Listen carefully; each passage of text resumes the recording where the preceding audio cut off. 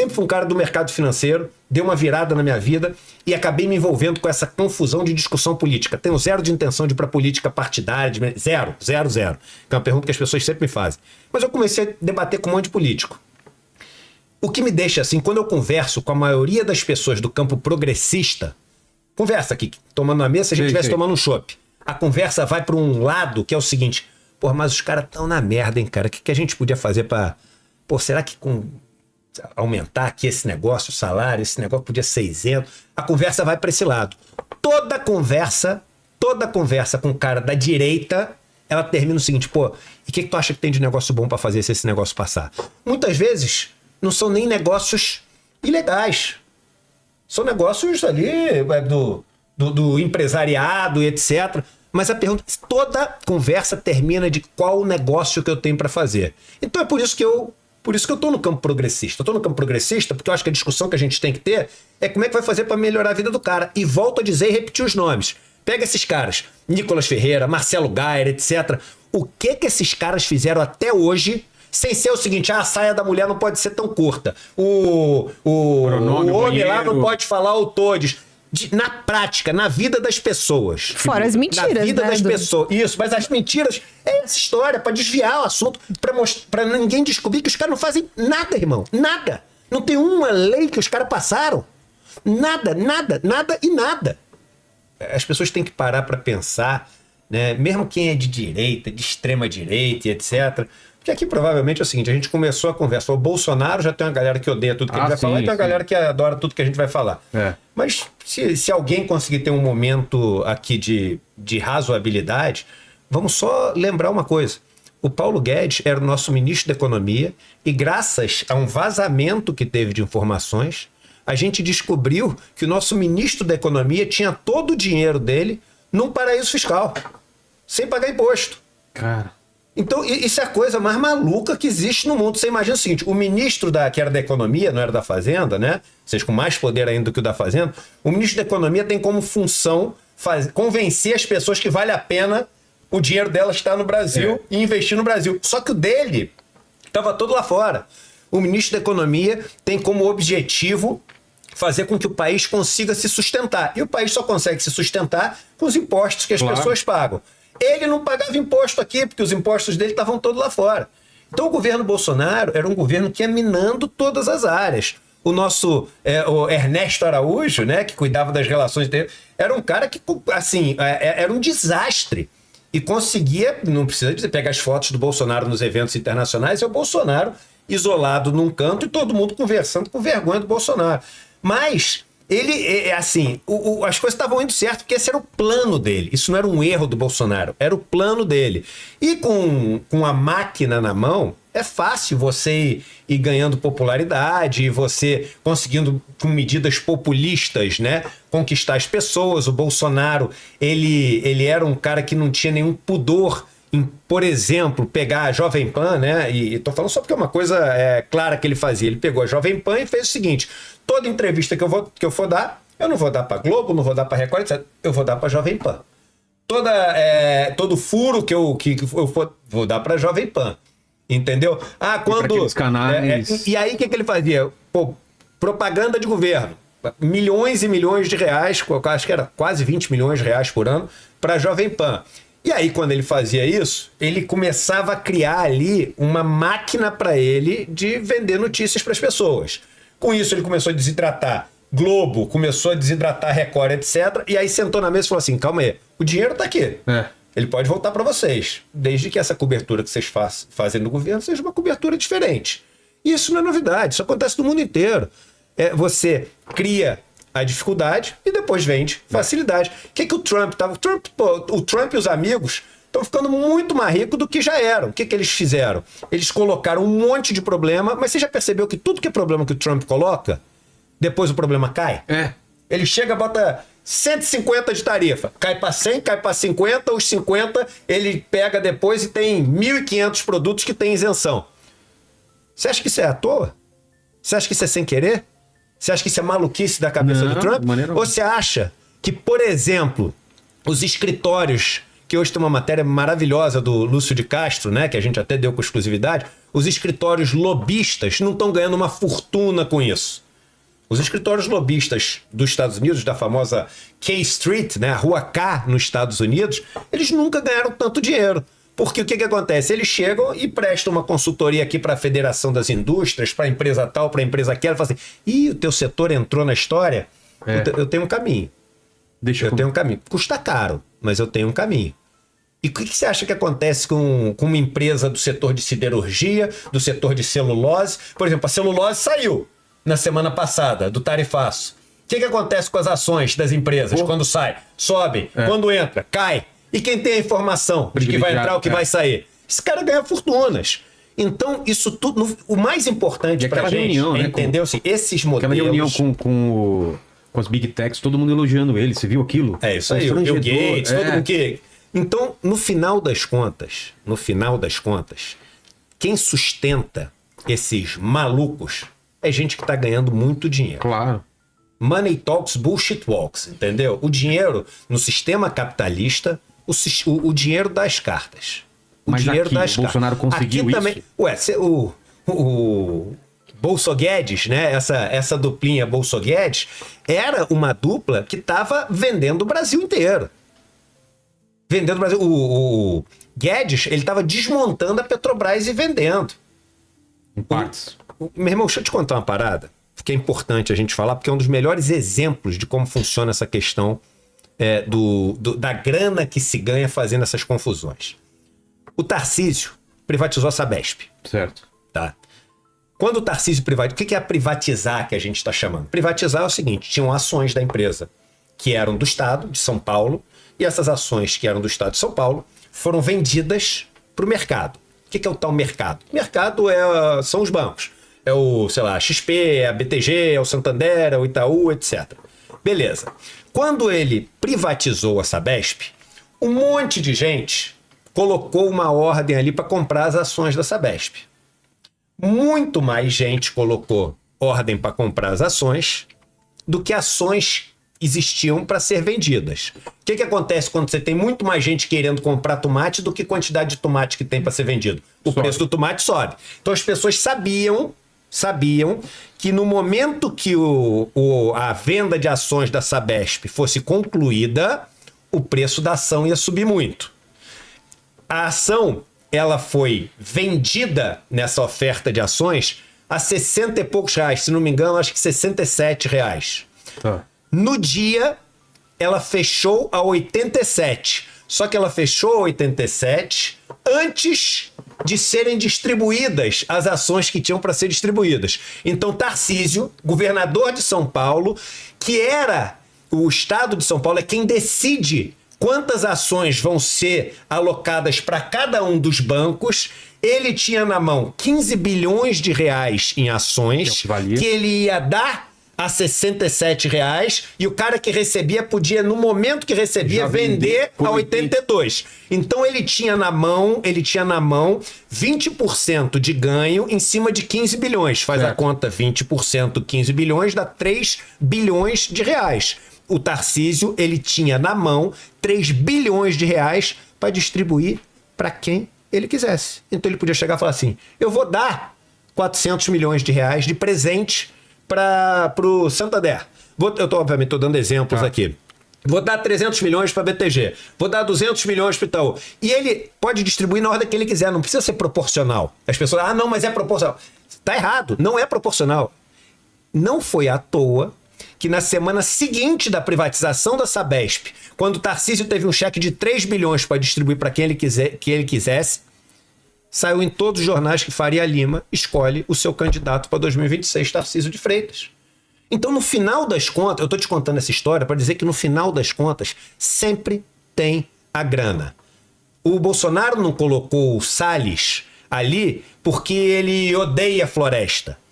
Ele colocou o Salles ali porque o Salles estava conseguindo, da maneira mais agressiva e mais rápida, lucrar o máximo que fosse possível com o meio ambiente. Loteando? tudo, desde lotear ou pegar as licenças ambientais e você pressionar para poder construir coisa em Restinga, você deve lembrar disso. Sim. Aí depois veio o negócio de privatizar a praia, etc. Por quê? É porque o cara não gosta de praia? Não, porque tem muito dinheiro envolvido para você construir os empreendimentos todos, para tu vender madeira, etc. Ah, e o cara de Minas e Energia, e o cara da cultura, e o cara... É sempre o cara que consegue transformar aquilo em mais lucro para as pessoas que estão juntas no grupo. É assim que funciona. E aí a gente fica nessa discussão, pô, maluca, achando que esses caras têm a maior ideologia. Sempre tem uma Damares da vida, que tem umas ideologias malucas, etc. Mas na grande maioria dos casos, é grana, irmão.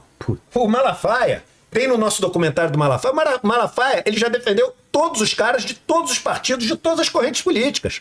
Porque no final das contas, ele quer saber o seguinte, vem cá, tu vai proteger o meu negócio? Tu vai proteger o meu negócio? Eu vou poder continuar, assim, tomando grana de todo mundo, fazendo o que eu quiser sem pagar imposto nenhum? Então eu tô contigo, irmão. Vambora, tamo junto, dá a mão aqui que a gente tá junto, faz campanha. Qual é o teu broche? Tá teu broche que eu coloco aqui. Então é importante a gente desmistificar, a família entendeu? Bolsonaro tem medo do Malafaia ou é impressão minha? Os caras respeitam ele. Não, o Eduardo Paz estava ontem subindo lá no palco com o Malafaia, falando assim, ó, quem mexer com ele, mexeu comigo. Cara, eu vou te falar uma parada sinceramente, eu tenho falado isso, assim, eu tô no meu momento mais sombrio da vida em termos de pessimismo. É mesmo? As pessoas não têm mais caráter nenhum. Nenhum. As pessoas se vendem por qualquer voto, por qualquer post, por qualquer contrato, entendeu? O Eduardo Paz subiu lá porque é tão simples quanto o seguinte, porque ele precisa daqueles votos. Precisa daqueles votos, então fala aí, Malafaia, o que eu tenho que falar? Eu falo, quero ser governador agora. Eu falo qualquer coisa. Aquela fala dele, entendeu? Em relação ao Tarcísio, você viu? De quem? Do Malafaia? Do Malafaia, não. Que? Irmão, aquele Tarcísio, eu sinceramente falei outro dia, bundão. Sabe o que é bundão? O cara é o governador. Não é que tava se referindo a ele. O cara deu um tapa no peito do Tarcísio e falou assim, eu ligo pra você, eu te chamo a atenção quando tem que chamar. Meu irmão, se eu sou governador de São Paulo, o cara que é o carioca, vem pra cá, sobe no carro elétrico, dá um tapa no meu peito e fala assim, ó, tu fica aí na toa que quando tem que te chamar a atenção, eu chamo, não é?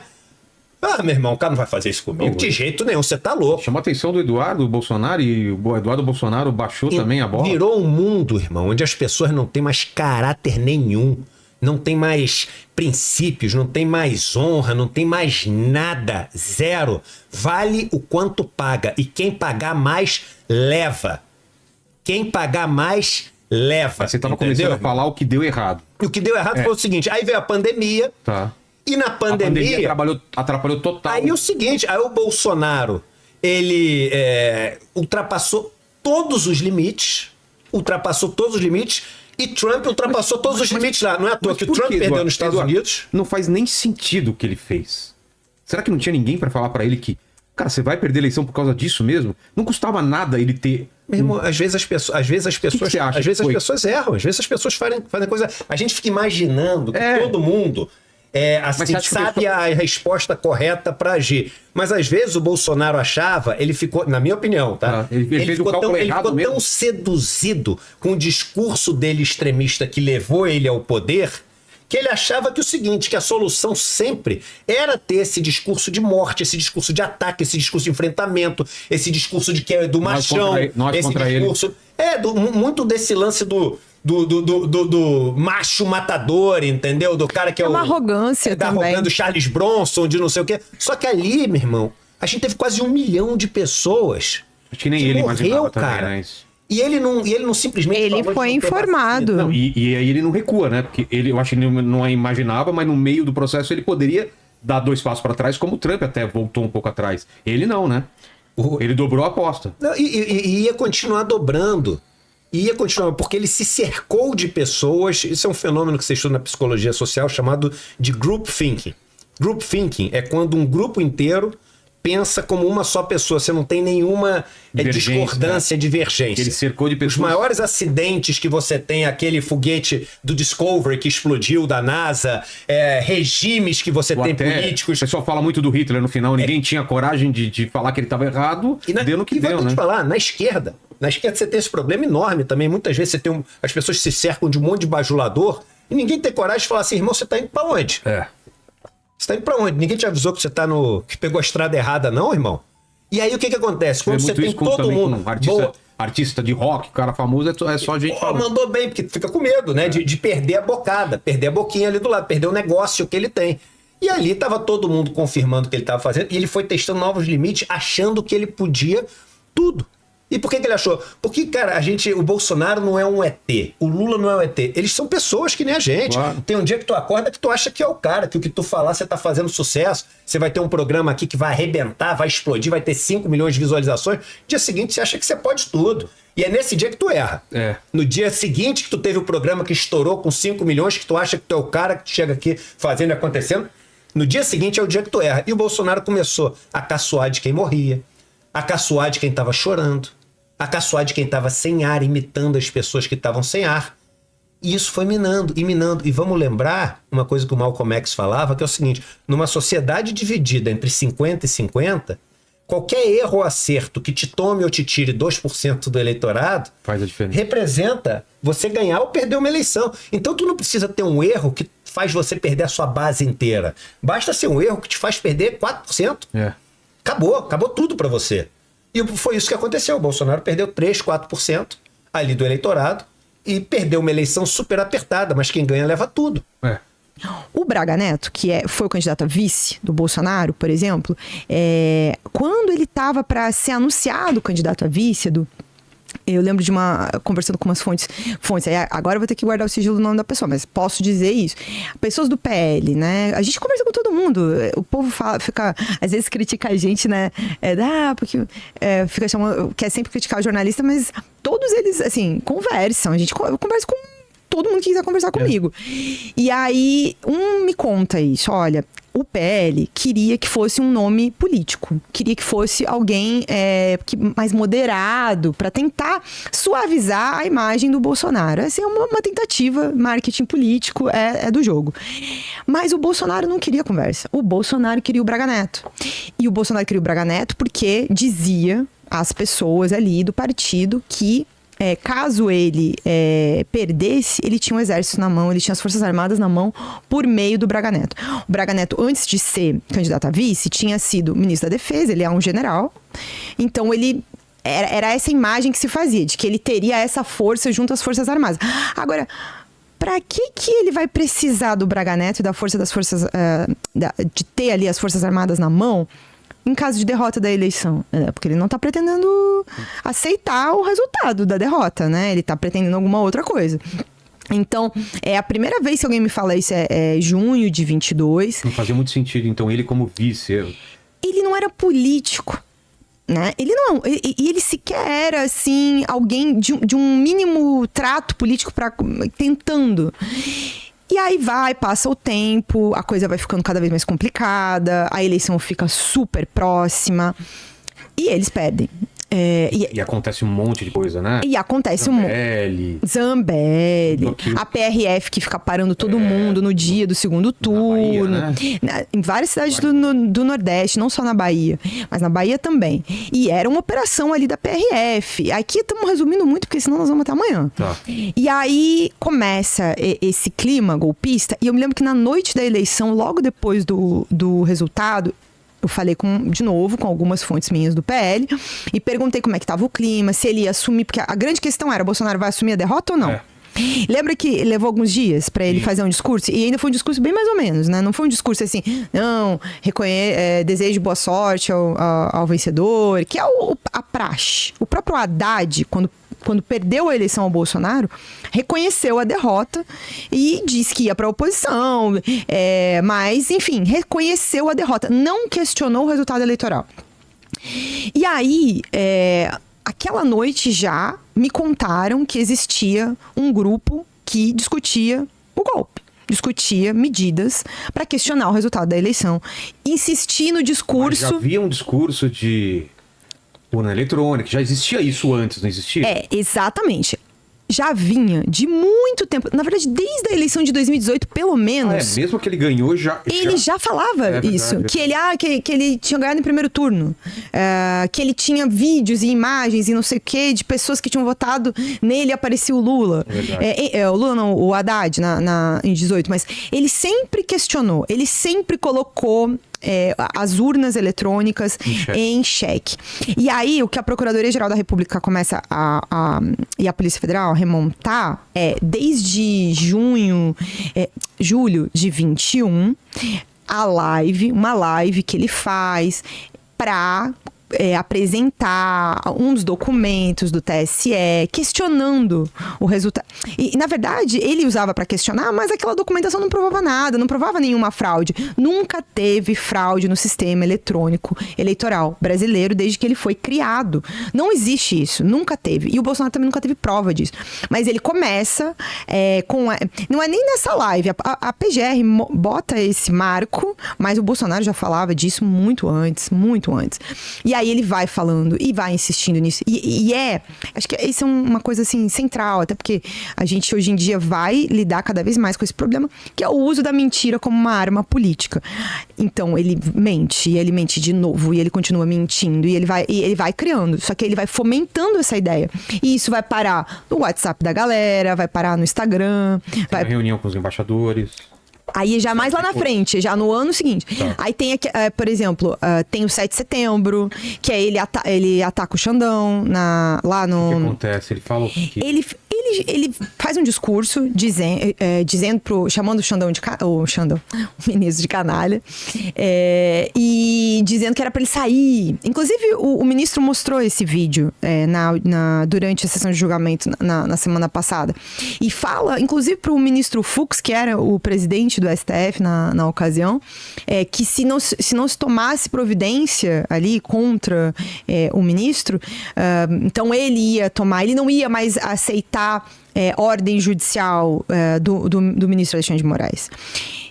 Pensa, né, assim, que foi uma coisa que o ministro falou, inclusive, no julgamento. Já pensou se o juiz da comarca começa também a ser atacado dessa forma pelos prefeitos das cidades do interior do Brasil? Não aceito mais decisão judicial desse juiz aqui. Então, ele instiga, né, a população. Só que aí, naquela época, porque o Bolsonaro é sempre assim, bate a sopra. Então, ele vai, faz aquele discurso todo. Depois ele recua, né? E aí, ele chama o Temer. Ah, verdade. E faz a cartinha. Pede desculpa. Ai, né? Não quis, não foi bem assim. Ele tentou fazer isso no julgamento também, né? Não sei se quem tá acompanhando aqui viu, mas durante o interrogatório dos réus, o Bolsonaro foi lá e pediu desculpa também pro Alexandre de Moraes. Muito diferente do discurso de perseguição que eles tanto querem fazer. Agora dizer que é perseguido, não sei o quê. Quando ele teve lá, na frente do Xandão, na frente do ministro, questionado sobre as coisas que ele dizia, inclusive acusando numa outra reunião ministerial que foi gravada já em julho de 22, que ele fala que os ministros recebiam não sei quantos milhões de dólares para favorecer o Lula, que iam favorecer o Lula, estavam recebendo, e instiga os ministros e começa a fazer a discussão também mais concreta do plano golpista. O ministro pergunta durante o interrogatório, isso foi em junho desse ano, e o Bolsonaro vai lá e fala, não tinha prova nenhuma, se fossem outros ministros ia falar a mesma coisa. E é também o dia que ele vai lá e convida o Alexandre de Moraes para ser vice dele. Então, o Bolsonaro, assim, ele não consegue sustentar também, né? É muito discurso, muito gogó dos ataques. Ele é violento, sim, em tudo que ele faz, mas toda vez que ele é mais apertado, ele corre, né? Ele não sustenta.